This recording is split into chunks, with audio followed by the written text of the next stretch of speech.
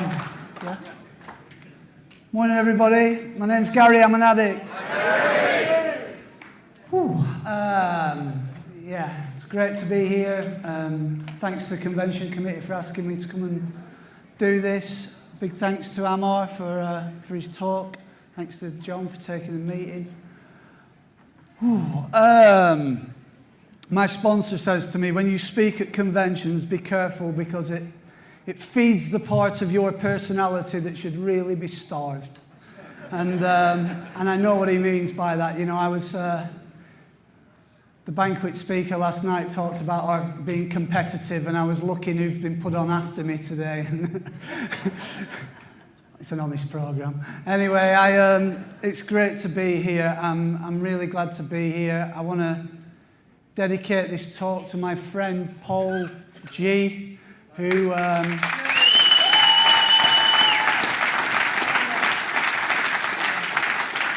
if any of you were in Marbella 2 years ago, which I wasn't, he closed the Marbella convention, and it meant the world to him that he was asked to do that. It was a massive honour for him, and he died recently with 25 years clean through some complications with his liver. And, you know, it's left a gaping hole in my life.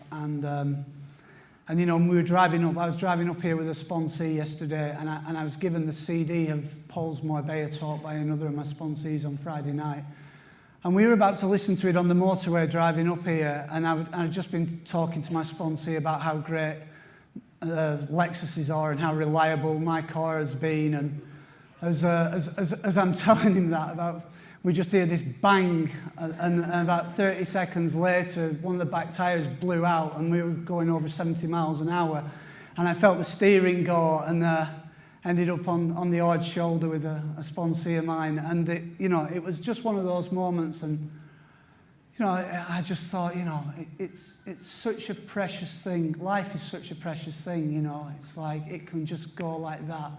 You know, one day Paul calls me up and says, you know, do you want to go for lunch on Wednesday? I said, I'm going out of the country on Wednesday, but we'll catch up for lunch when I get back. And that never happened. The next time I saw him, he was in an intensive care unit. And you know, and there were a few of us from NA when he died, and we all went into the intensive care unit and stood around the bed and joined hands and said a Serenity prayer with him. And I don't say, I now say the NA Serenity prayer where I say we instead of I, for that reason, because Paul couldn't join in with that prayer, but he was there with us, and I know he's here with us today. I have great memories of this convention, and I know, you know, if he was around, he would definitely be in this room. He was, you know, he was a wingman for me, and we did a lot of great stuff together in recovery.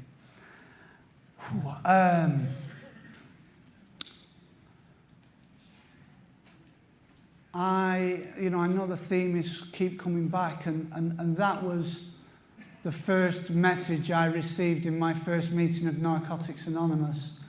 My first meeting of Narcotics Anonymous, my clean date is September 13th, 1993.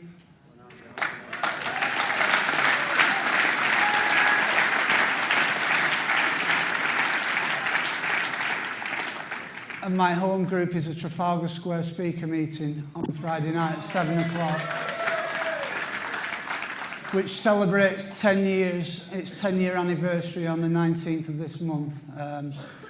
There's 3 of us started that meeting, and there were 15 of us there on the first night. Michael P. spoke on that first night, Michael J., and that meeting has grown and grown and grown, and I know it helps a lot of people.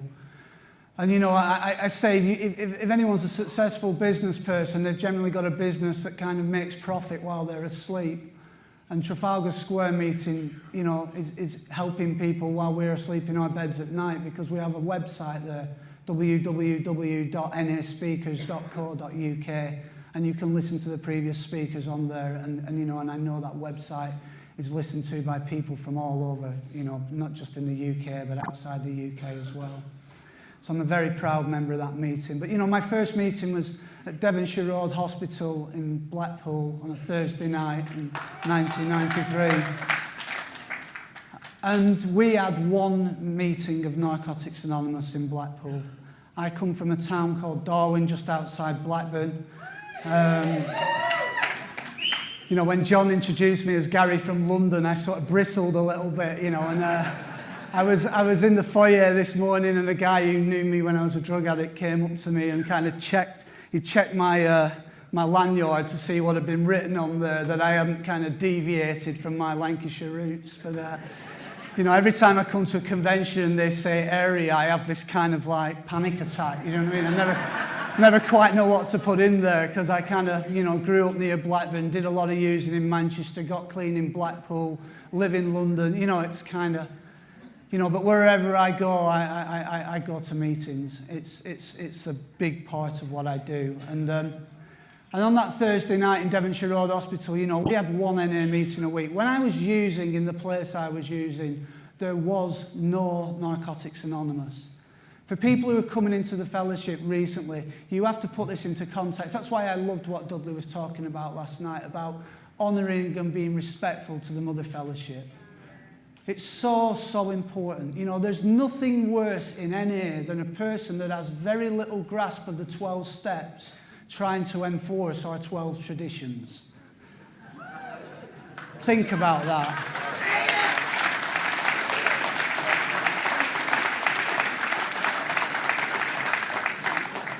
You know, and in those early days, those people in the Mother Fellowship, you know, like I say, I got clean in Blackpool. In Blackpool, they have a thing once a year, it's called Scottish Week.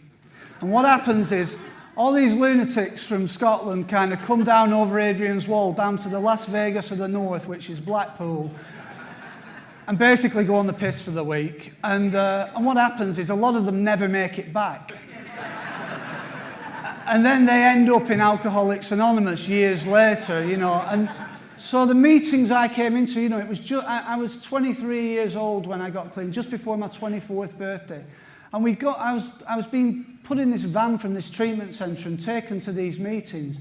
And there were all these really ruddy-looking, angry, old Scottish men. And they would, you know, like, I would walk in there and they would be thumping the table, and they'd be like, in this program, you only have to count up to 1. You don't have 1 drink for 1 day. Bang! And like, they smash the table. And I'm sort of like, what is this place? You know what I mean? I mean, I've been in some pretty low places, but I can't believe I've ended up in here with this lot. Do you know what I mean? And there's, you know, and they were quite suspicious of me, and, you know, and the worst thing they did, the biggest mistake they made was they tried to tell me what I could and couldn't say in there. Please don't do that. It makes me want to say it 100 times more. Do you know what I mean? It's like, so I'd be antagonising these old timers. You know what I mean? I'd be kind of deliberately talking about the things they didn't want me to talk about, and I'd be getting frog marched out of meetings, and, you know, the thing of, and you know, and I resented those people for years. And actually, having done a bit of work around here, and having had a look and done some step work, I can see that those people suffered us. They really suffered us. They put up with us, you know. And there were, and you know, and like Dudley said last night, yeah, there were people there with prejudices, but there were also some really kind people there who were really helpful to us, who really helped us to get Narcotics Anonymous up and running in the northwest of England.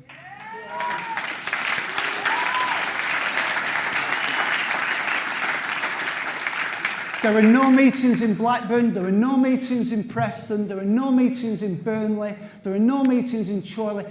There was one meeting there's one guy in Liverpool trying to keep one meeting afloat in Liverpool, and that would kind of fold, and then it would reopen, and then it would fold.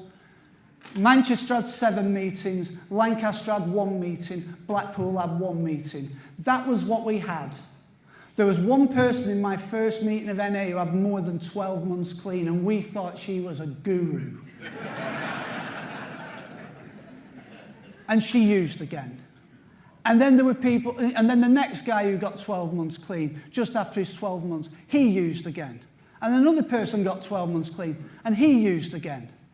And it was like, what is this 12-month clean business? People keep using when you get a year up, you know. And it was like, we were clinging on to each other for dear life.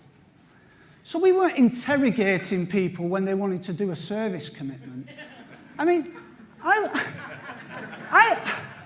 went to an H&I committee. I've done a bit of H&I in my time. People who know me will tell you I've done a bit of H&I in my time. We started the first NA meeting in Lancaster Castle when it was a prison. You know, and I went to get a commitment recently. And the funniest thing happened. I said, I'd like to, you know, I'm putting myself forward. And this guy says to me, do you have an NA sponsor? I said, excuse me? He said, do you have an NA sponsor? I said, can you tell me what one of those is? I said, can you define where that is? And can you show me in our approved literature where that's specified? Because I don't actually know what that means. My sponsor started the first NA meeting in the state of Nevada in 1978. He was involved in the writing of this beautiful blue basic text that we have here. Guess what? He doesn't only go to NA. Now, if that excludes me from doing service here, I'm really sorry. But I'm going to keep coming back regardless.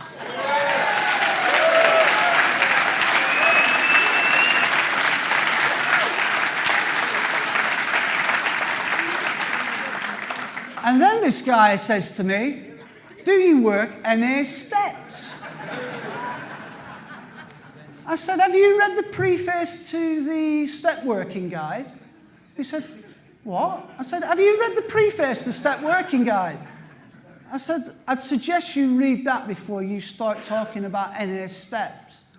You know, and I did a workshop recently in Moscow, and you know, there's a lot of controversy going on in Moscow about, you know, with this strand of NA purism. And somebody said, you know, this guy came up to me and he said, so what's the best way to work the steps then? I said, I'll tell you what the best way is. However your sponsor works them. That's the best way to work the steps.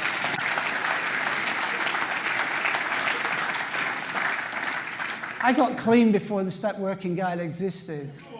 You know, you know, I want to read something from our basic text because I love our basic text. And you know, I'll read this for you. Tradition 1, it says, we are accepted and loved for who we are, not in spite of who we are. No one can revoke our membership or make us do anything that we do not choose to do.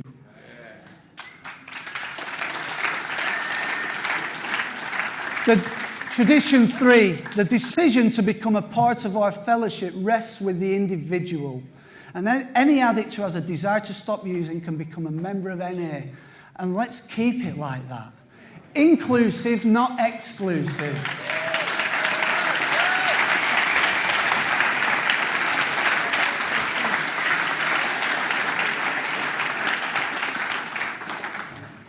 And I've learned in the time I've been clean, the language that I use in Narcotics Anonymous, for that to be inclusive and not exclusive.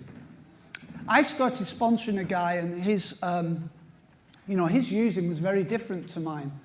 He used very different drugs to me. You know, the main drug in his addiction was marijuana.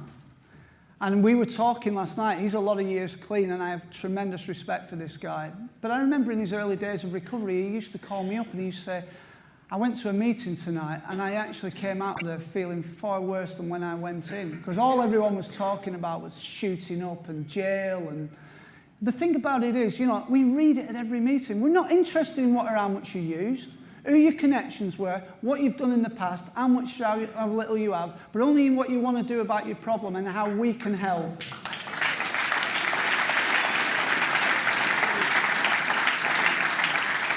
When I first arrived in Narcotics Anonymous, all I knew to talk about was what and how much I used, because I didn't have any other language. I hadn't learned this stuff. I hadn't read this literature. I didn't have a sponsor. You know, and I've had numerous sponsors, and, you know, it's hard enough to get people to do service without making them jump through hoops to do it, you know. And my first sponsor, you know, like I say, it was so thin on the ground. This guy turns up in Blackpool, and he died recently as well, Peter C. Peter turns up in Blackpool, and Peter was from the London Fellowship, and he turned up there and he said he had 4 years clean. And it's like, wow, he's got 4 years clean. And he was a used car dealer, and he was this like kind of Cockney Essex wide boy. And every meeting he would come to, he'd be in a different car. And every weekend he was out, it seemed like he was out with a different woman. And he always had this big wad of cash with a rubber band around it. And they were saying to me, look for the person who's got what you want. I thought, that's what I want. I don't want to be kind of drinking herbal tea and discussing God. That's what I want to be doing, do you know what I mean? So Peter says, I said, Peter, would you sponsor me? I need a sponsor, would you sponsor? Yeah, of course I'll sponsor you. And back then, we used to get these, it was cassettes back then. We used to get these cassette tapes of these American speakers, and we'd be listening to these cassettes. And so he says, come round and we'll have a sponsor-sponsee meal. And I thought, oh, this sounds great. This sounds like what they talk about on them tapes I listen to. And so I go around for this sponsor-sponsee meal, bounce in there, and he's in the kitchen and he's cooking 2 steaks, and he's got the steaks in the pan and he's cooking away. And as he's cooking the steaks, he's pouring special brew on it. And I'm looking at it and I'm thinking, I said, I don't know much about this, but I know that's not right, what you're doing there. He was using the whole time he sponsored me. I stayed clean.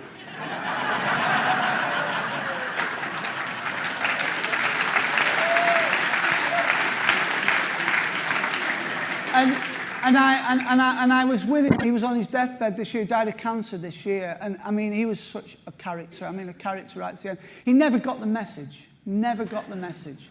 And I'm sat with him, and I'm at the age that he was when he was sponsoring me, if you see what I mean. It's kind of 20 years on or whatever. And I'm sat with him, and he said, I'm really glad I could help you because I could never help myself, But the funny thing was, NA is unbelievable. The people you meet in NA, it's, he said he had a spiritual experience on his deathbed and converted to Islam.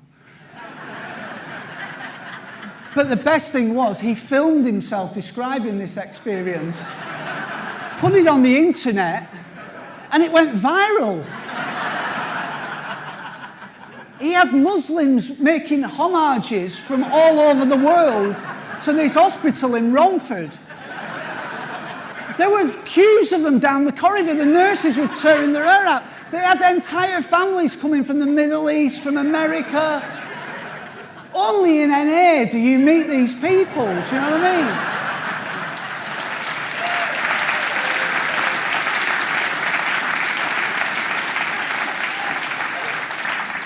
So why would I not want to keep coming back?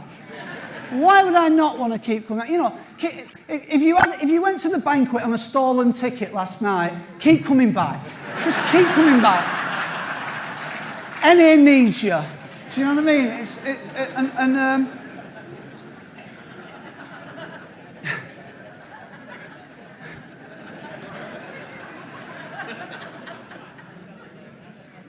So I come to my first meeting, and I'm of NA, and people told me to keep coming back, and that's the only thing I really remember from that meeting, other than I went shoplifting on the break at the garage across the road, because you couldn't get Coca-Cola in the treatment centre, and I wanted to smuggle some contraband back in there, and so, and I got caught for it. But things change, and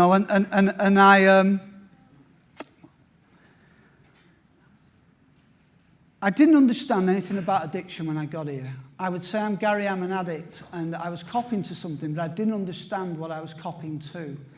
I knew a lot about drug addiction, in so much as I could tell you, that Diconol was made up of dipypinone and cyclazine, and I could tell you about prices and weights and this, that, and the other. But actually, I knew nothing about addiction. And I've learned about addiction by coming here, and by keeping coming back here.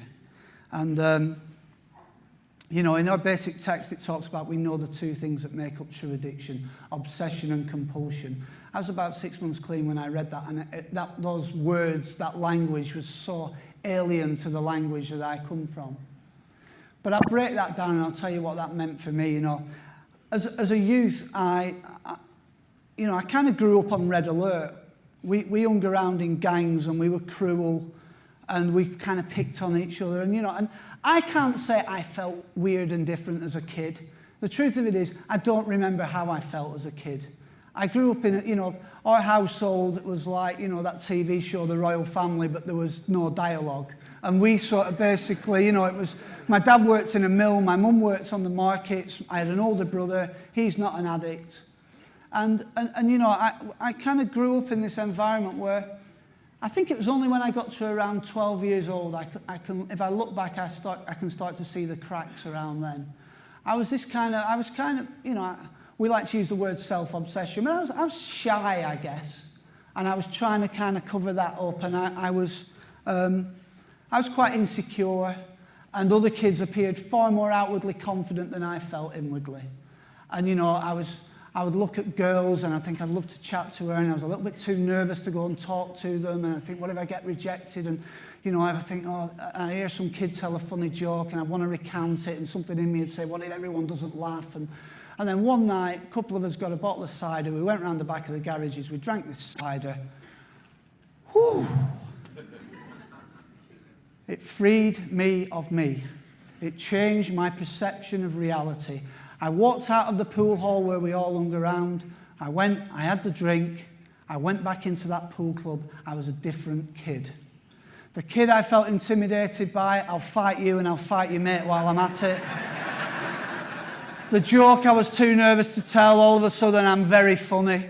The girl who I'm too nervous to talk to, I'll chat her up, and if she's not interested, I'll just talk to her mate. It's like, who wouldn't want to do that again? Do you know what I mean? And I remember around the same time they had the heroin campaign. Heroin screws you up, and I was going, and I remember sitting in the health centre and the poster on the wall and looking at the guy on the poster and thinking, it looks pretty cool, him.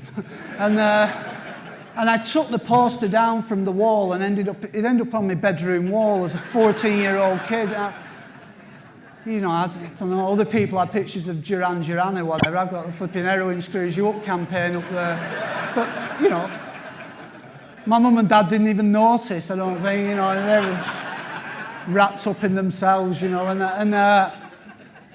So the first opportunity I got to use illicit drugs, I didn't have to be asked twice. I was absolutely fascinated by them before I ever came across them. And as soon as I started using them, I was in there using. And I was I've got that part of the addict personality that's so desperate for the approval of others that, all the older guys, I was so wanted to be liked by them. I had to have the right clobber, I had to have the right trainers, you had to walk the right way, talk the right way, act the right way. And so I end up kind of constructing this personality for myself based on what I thought people around me would like and would keep people away from me. So because I just didn't want to get bashed up, basically, because, it was a pretty, there was a lot of that going on at that time. This was before Acid House came along and everybody got happy. Do you know what I mean? Everybody just used to bash each other up for it was like the thing to do, and so the second time I used drugs, I had a needle in my arm, and that was because that's what the older boys did. And I was with them, and they were like, if you want some of this, then you're digging it up because that's what we do. And so, of course, that's what I did. And my using, like I say at the beginning, where it was something I was doing for approval, at some point in my using, I crossed an invisible line. I can't tell, I won't go into all the stories about acid house parties and this and that. It's like, that all happened, but at some point I crossed an invisible line. And when I crossed that invisible line, I was ruled by obsession and compulsion.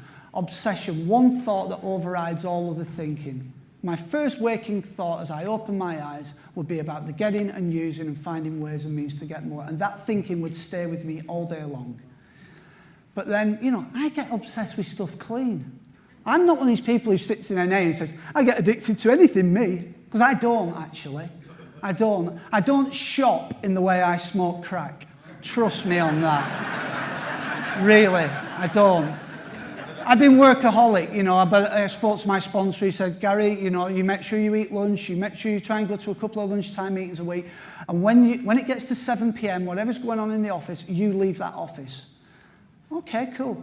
I can't do that when I'm using drugs. I can't say to you, I'm going in the pub, I'll be out by 7. it doesn't go that way, you know. I get out like 48 hours later from a blackout in a police station, do you know what I mean? And so what happened was I've got this compulsion. The thing with the compulsion is I'm compelled to do it. It's a physical urge beyond my mental control. The only time it seemed like a good idea to get clean was whilst I was stoned. Best idea in the world. Tomorrow, I'm getting off this stuff. This has gone too far now.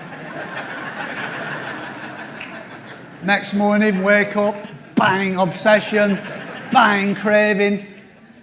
The cravings were so powerful. I've never forgotten that. I've never forgotten just how difficult it is to get clean.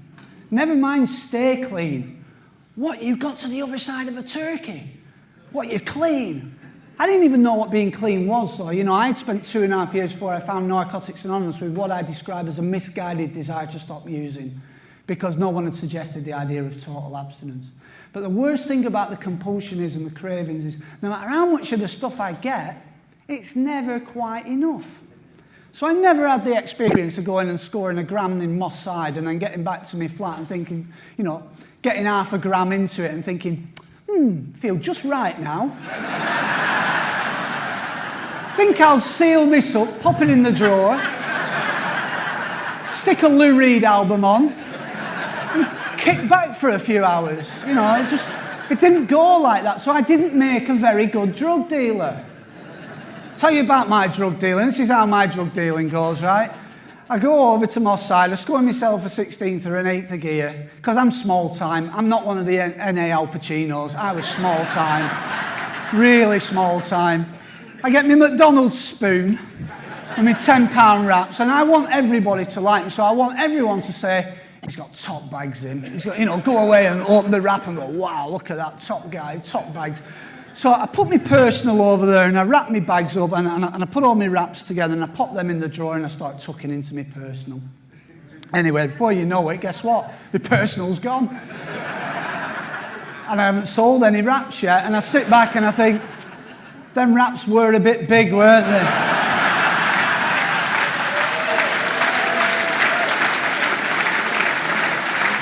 You've all done it, haven't you? You've all done it too, haven't you? So I go back in the drawer, I get the wraps out, I start unwrapping them all, taking a bit out of everyone to get a new lot of personal, wrap them all back up, pop them back in the drawer, get stuck in again. Next thing, still not sold any wraps, all my personal's gone again. I think, a couple of them wraps I did take a bit too much out of. Maybe I can go a couple of them. So I'm back in the drawer again, they're out, I'm undoing them all. Before I know it, I've got a couple of scratty £10 wraps, and it's like, and I'm trying to get a score together so I can get on my feet the next morning. It was never enough. If you're thinking of using today, whatever you get's not going to be enough if you've got what I've got.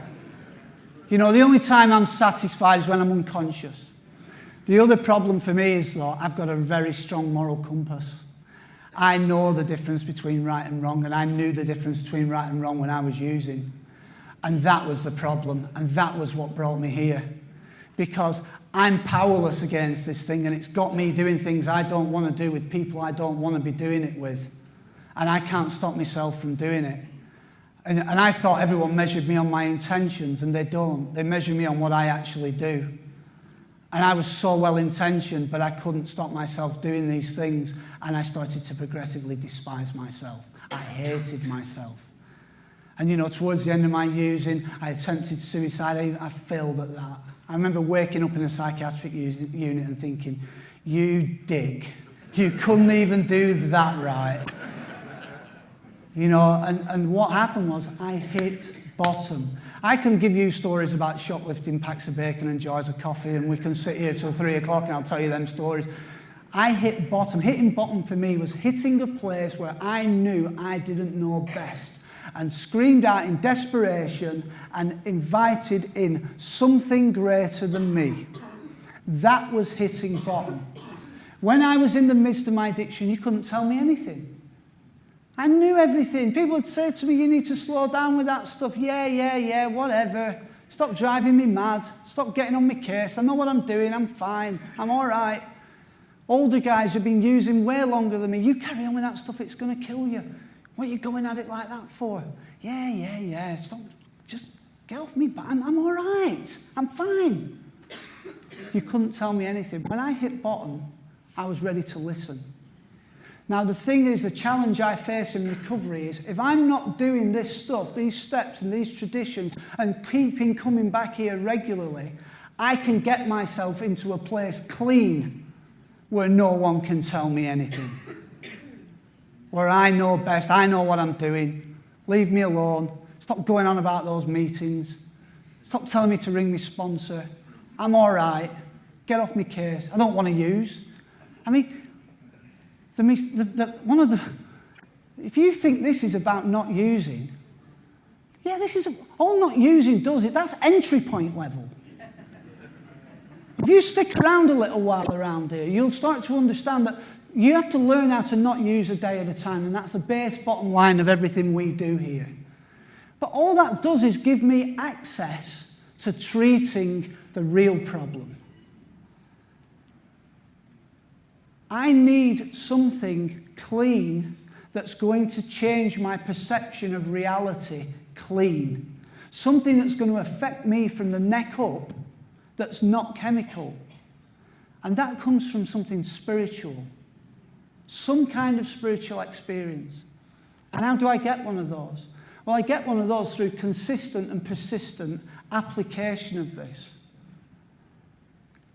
You know, I'm fortunate in some ways, in so much as if I don't go to meetings regularly, I become off-key so quickly. I mean, so quickly. You know, I sometimes go away on business working, and I have to do a lot of work in Germany. And where I work in Germany, it's this village that's miles away from anywhere, and there's no NA meetings there. And if I've been away for a week and I come back and I go back to a meeting, I go straight into that separation. I go straight into that alienation. I'm looking at the room. It's like watching the meeting on TV. It's like watching those people over there having their meeting. It takes me about 3 consecutive meetings to break the back of that. You know, and when I came to Narcotics Anonymous, my addiction surrendered me. I didn't surrender. I wasn't sick of drugs. I was sick of the consequences. But my addiction surrendered me. Around 2 years clean, I hit bottom. Clean. And I had to make my second surrender. And that was a decision on my part. I was going to meetings and I was sitting in the meetings and I'm looking around the room and I'm thinking to myself, I wouldn't even use with these people. Never mind recover with them. And you know, and I'm getting home and I'm lying in bed and I'm staring at the ceiling and I'm thinking, how long can I keep this up for? Because the ego that was deflated when I got here has been trying to rebuild itself ever since. And it will use anything to separate me from you. It wants to make me superior or inferior, or kind of bouncing between those two things. I feel less than, so I'll tell myself I'm better than you. And so it will use anything. It will use my material success. It will use my clean time. It will use something as spiritual as the principles of the program to make me better than you. You know, because I've got the real NA message. Not like them sick people who go to that meeting over there. You know, I'm super clean. You know, it's like... And so, you know, the lesson I've learned in Narcotics Anonymous is to come here and be authentic and tell you how it is. You know, I've got a lot of challenges going on in my life right now. I've been married for 9 years. We're having a really tough time in our marriage. I've got an 8-year-old son. You know, and my mum's bipolar. My mum had a breakdown about 10 years ago. She's been sectioned numerous times in recovery. The woman who got the pamphlets from Families Anonymous that gave her the courage to kick me out on the street, who helped so many family members up north when she started the first Families Anonymous meeting in Blackburn, ended up having a breakdown, about 10 years ago, and it's really tough. It's really, really tough. And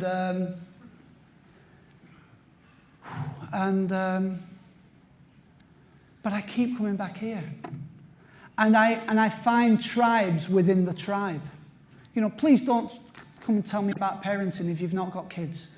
Do you know what I mean? It's kind of like, I find tribes within the tribe. I find whatever I'm going through, I'll find people. I'll find what I need in here. I'll find what I need in here. And, yeah, it's a wonderful thing that we have here, you know. I had breakfast this morning with a friend of mine, John. And, you know, I love the fact of sticking around and just watching how things play out. Because the beautiful thing about Clean Time is that you know that whatever happens, you don't have to go back through it. And, you know, and you don't have to go back to using. You don't have to go back to using. You can do this. You can stay clean. You can stick in there. You can walk through this. And, you know, people who say Clean Time doesn't matter want to try getting some.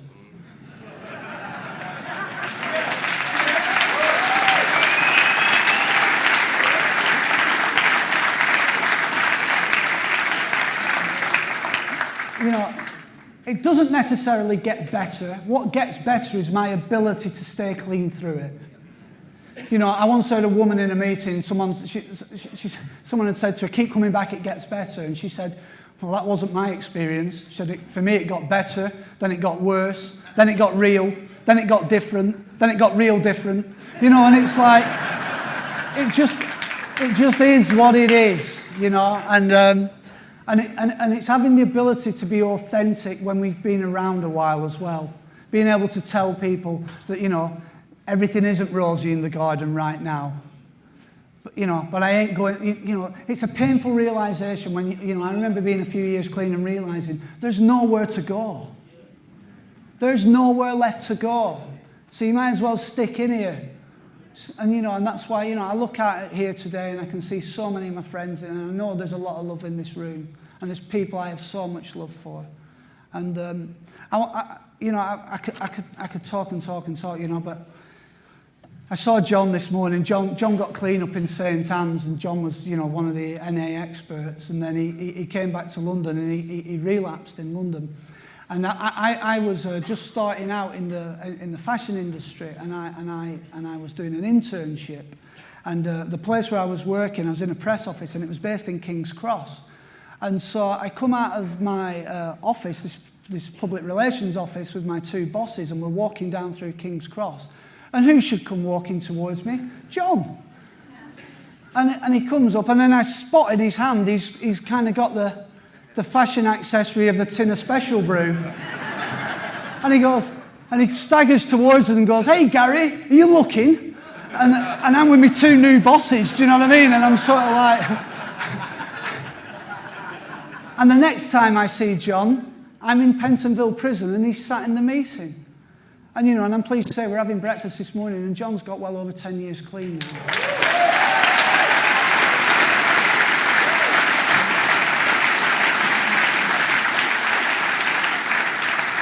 So this works. We have to keep coming back. I'm going to finish on this. In NA, I hear it bandied around all the time. One promise, freedom from active addiction. And I hear people say that a lot, and I think, we're shortchanging ourselves saying that. One promise, freedom from active addiction. And then I was with Paul G, and we went down to Durban, and I was speaking at the South African convention. And somebody in South Africa, and this is one of the beautiful things, when you keep coming back, people, you know, stuff gets revealed. And this guy showed me in the NA literature, in step 11, in the green and gold, how it works. The NA promises. It says, we see that regardless of the presence or absence of material success in our lives, we can be content. We can be happy and fulfilled with or without money, with or without a partner, with or without the approval of others. We've begun to see that God's will for us is the ability to live with dignity, to love ourselves and others, to laugh, and to find great joy and beauty in our surroundings. Our most heartfelt longings and dreams for our lives are coming true. These priceless gifts are no longer beyond our reach. They are, in fact, the very essence of God's will for us. That sounds to me like a lot more than freedom from active addiction.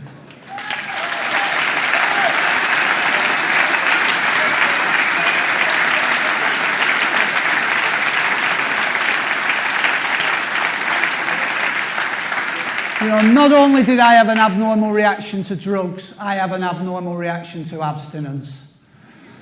And when I got clean, I found out all about that. You know, when I talk about an obsession, one thought that overrides all others, when I put the drugs down, my obsession was just replaced. I got this new obsession, an obsession with myself. One thought that overrides all the thinking. What do I look like? What do you think of me? What do I sound like? You know, do you know how long it took me to plan this outfit? It may not look like much, but a lot went into this blue t-shirt and blue shorts, believe you me.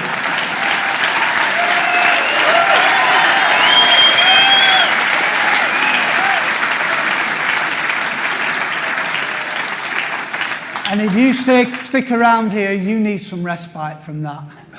Boy, do you need respite from it. And that's why we've got to keep coming back, get out of ourselves and help somebody else. Pass this on, tell as many people as you can about it, even if you feel like you don't know what you're doing. I'm nearly 22 years clean, and sometimes I'm sponsoring people, I feel like I don't know what I'm doing. What we have here is on-the-job learning. You don't go to night school to become a sponsor. I got my first sponsor 18 months clean. I didn't have a clue what I was doing. He's just celebrated 20 years, you know.